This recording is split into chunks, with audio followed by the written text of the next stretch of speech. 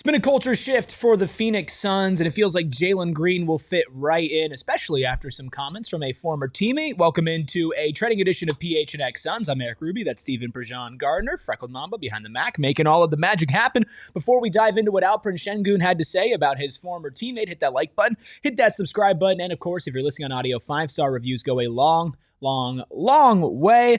Steven, it is a cultural reset for the Phoenix Suns, and Alperen Şengün was talking about Jalen Green on a podcast overseas, I believe in Turkey, called Socrates Dergi. I know that we're both regular listeners of that program, but translated, he said, quote, Jalen was like a brother to me. We learned the NBA together. We made it to the playoffs together. We came up from the bottom together.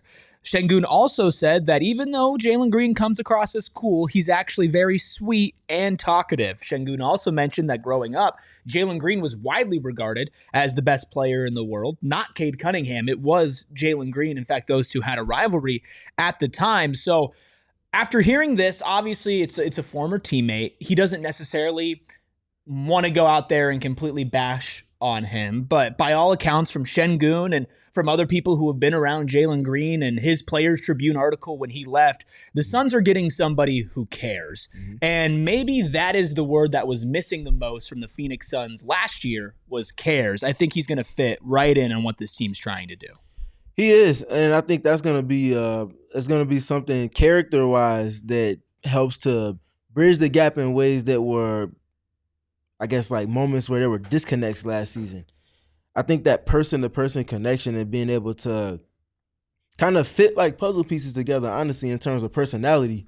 I know we talk about it a lot in terms of fit on the court, but personality-wise, if the personalities don't mesh, the on-the-court stuff is going to be significantly harder to kind of get to. We see it a lot in the conversations with Kobe Bryant, the late, great Kobe Bryant, and Shaquille O'Neal when they got more transparent about things and talked about how they could have been better about going about certain different synergies and just knowing each other better as human beings, and that allowing for them to have one more than they already did. I think if they can come to that conclusion, no one is above doing that in beneath them. I think what really is the imperative point here is Shangun talking about how him and Jalen Green, they started from the bottom with the Rockets. And eventually, they worked their way up to the 2 seed in the West. And did the playoffs go the way that they wanted to? Absolutely not. But Jalen Green was the number one offensive option. And that's not going to be the case here in Phoenix. But what is going to be the case is that this is a Suns team that it does feel like has hit rock bottom, right? The post-Kevin Durant, post-Bradley Beal era. Obviously, vibes are at an all-time low. They're trying to revamp their image with the fan base in the NBA. A lot of people are picking them to miss the play-in entirely yet again for the second season in a row. And Jalen Green's mindset has already been on a team where he had to take it from, all right, I was selected, with one of the top picks in the draft, right, by this team, which means that they were not good. We had our process of revamping. We went through a coaching change, and then we were feisty 1 year, and then boom, we're second seed in the West. The Suns are trying to get on that same trajectory starting this year. I think that's something that him and Devin Booker share.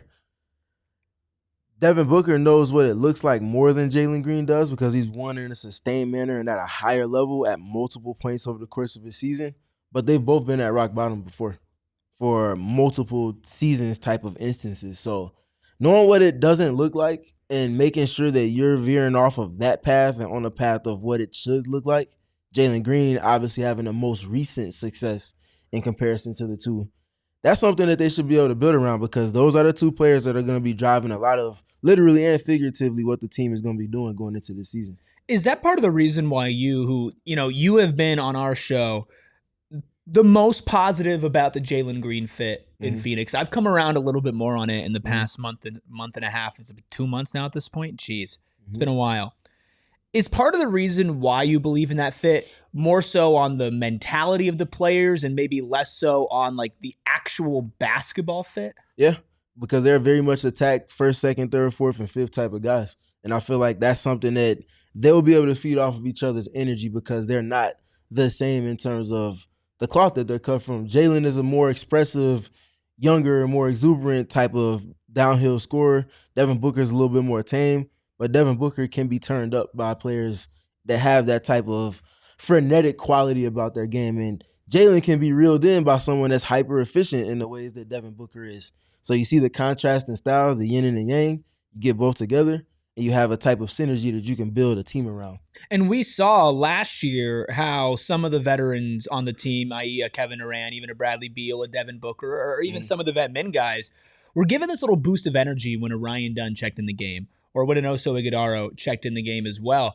Jalen Green, whilst a little older, than a true rookie in this class, so like a Kamal Malawach or, even like a Kobe Bryant who spent a couple years in college, is still on the much younger side in the NBA, which fits in perfectly with what the Suns are trying to do.